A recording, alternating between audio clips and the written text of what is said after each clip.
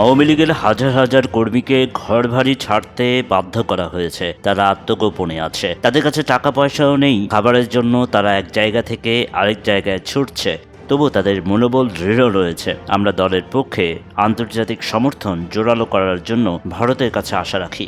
আওয়ামী লীগের প্রবীণ নেতারা ভাবছেন ২৬ মার্চ বাংলাদেশের স্বাধীনতা দিবসে আমাদের সবাইকে দেশে ফিরে যাওয়া উচিত। ইন্ডিয়ান এক্সপ্রেসকে দেওয়া সাক্ষাৎকারে সাবেক মুক্তিযুদ্ধ বিষয়ক মন্ত্রী আকম মোজাম্মেল হক এমন দাবি করেছেন। ক্ষমতাচ্যুত শেখ হাসিনা সরকারের এমপি মন্ত্রী সহ আওয়ামী লীগের বিভিন্ন পর্যায়ের নেতাদের সাক্ষাৎকার নিয়ে ভারতীয় গণমাধ্যম ইন্ডিয়ান এক্সপ্রেস সম্প্রতি এক প্রতিবেদন প্রকাশ করেছে।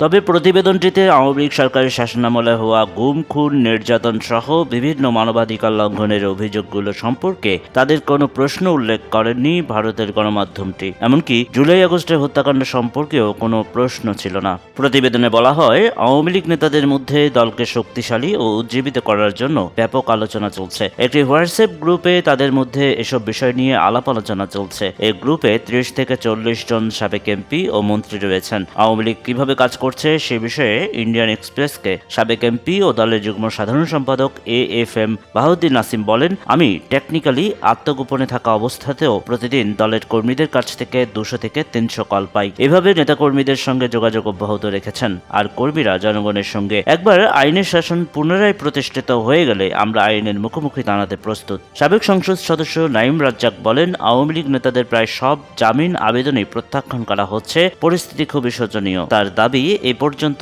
আমাদের কোনো বিচারিক অধিকার নেই, কোনো জামিন মঞ্জুর করা হচ্ছে না এবং আমরা এও জানি যে যদি আমরা ফিরে গিয়ে নির্বাচনের দাবি করি তাহলে আমাদের সবাইকে গ্রেপ্তার করা হবে এবং কারাগারে রাখা হবে। আওয়ামী লীগ আলোচনায় বসে নির্বাচন নিয়ে কথা বলতে প্রস্তুত, তবে বর্তমানে এর কোনো পরিবেশ নেই। এই মুহূর্তে আমাদের পক্ষে রাজনীতির মাঠে থাকা এবং রাজনীতিতে অংশ নেওয়া সম্ভব নয়। বেশ কয়েকজন নেতা দাবি করেছেন, শেখ হাসিনা হোয়াটসঅ্যাপের মাধ্যমে নিয়মিত দলীয় নেতাদের সাথে যোগাযোগ রাখছেন। সাবেক সংসদ সদস্য পঙ্কজ দেবনাথ বলছেন, তিনি বহু হোয়াটসঅ্যাপ গ্রুপে আপা হিসেবে রয়েছেন। তিনি বলেন, বাংলাদেশে থাকা নেতাদের সাথে হাসিনা ঘন ঘন যোগাযোগ করছেন, আমিও তার সাথে যোগাযোগ করছি। তিনি অনেক হোয়াটসঅ্যাপ গ্রুপে রয়েছেন।